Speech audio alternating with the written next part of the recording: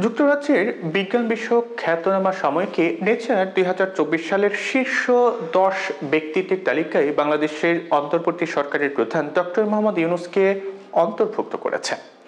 সম্প্রতি এই তালিকা প্রকাশ করে নেচারের ওয়েবসাইটে বলা হয়েছে যে গত বছর বিজ্ঞানে যেসব গুরুত্বপূর্ণ অগ্রগতি হয়েছে সেগুলোকে স্বীকৃতি দেওয়া হয়েছে এই তালিকার মাধ্যমে। একই সঙ্গে এগুলোর পেছনে কিছু ব্যক্তির গল্পও এখানে উঠে এসেছে। নেচারের সম্পাদকেরা শীর্ষ ১০ তালিকাটি তৈরি করেছেন বিজ্ঞান, প্রযুক্তি, প্রকৌশল ও চিকিৎসা বিজ্ঞানের গুরুত্বপূর্ণ প্রবণতাগুলোর উপর আলোকপাত এবং গবেষক চিন্তকেরা আমাদের বিশ্বকে কিভাবে রূপ দিচ্ছেন তার স্বীকৃতি প্রদানের লক্ষ্যে। এই বছরের অর্জনগুলোর মধ্যে আবহাওয়ার পূর্বাভাসের নতুন পদ্ধতি থেকে শুরু করে একটি জাতিকে নেতৃত্ব দেওয়া পর্যন্ত বিস্তৃত হয়েছে।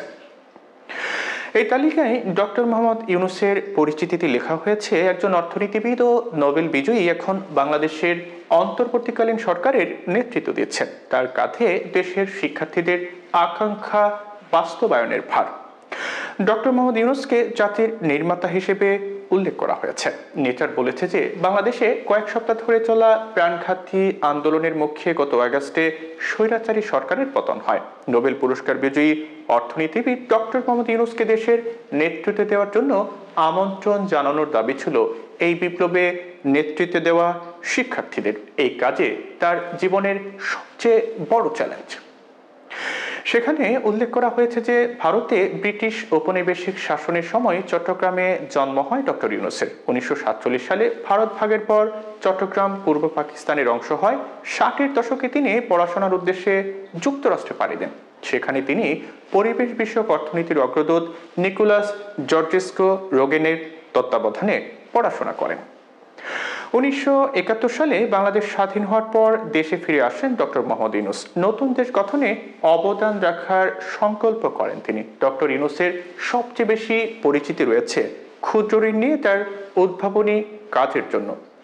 ক্ষুদ্র ঋণ দেওয়া প্রতিষ্ঠানগুলো উচ্চ সুদের মাধ্যমে দরিদ্র জনগোষ্ঠীকে শোষণ করে বলে সমালোচনাও রয়েছে। তবে ডক্টর ইউনূস দেখিয়েছেন যৌক্তিকভাবে ক্ষুদ্র ঋণ দেওয়া হলে তা কিভাবে সমাজের জীবনের দারিদ্র্যদের বদলে দিতে পারে।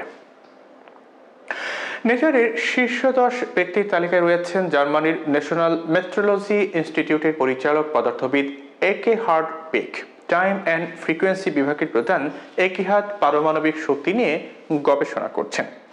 তালিকায় থাকা কেইলিন খারাস একজন পিএইচডি গবেষক। কানাডার স্নাতকের শিক্ষার্থী ও পোস্ট ডক্টরাল গবেষকদের জন্য ২০ বছরের মধ্যে সবচেয়ে বেশি সরকারি বরাদ্দ বাড়ানোর জন্য তিনি প্রচারণায় নেতৃত্ব দিয়েছেন।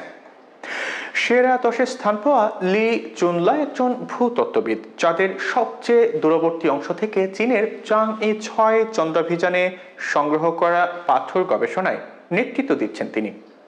নেচারের শীর্ষ ১০ তালিকায় নাম থাকা রেমি ল্যামকে বলা হচ্ছে আবহাওয়া নিয়ে কৃত্রিম বুদ্ধিমত্তার গোয়েন্দা। আবহাওয়ার পূর্বাভাস আরও নির্ভুল ও দ্রুত করতে কৃত্রিম বুদ্ধিমত্তা নিয়ে কাজ করছেন যুক্তরাষ্ট্রের এই গবেষক।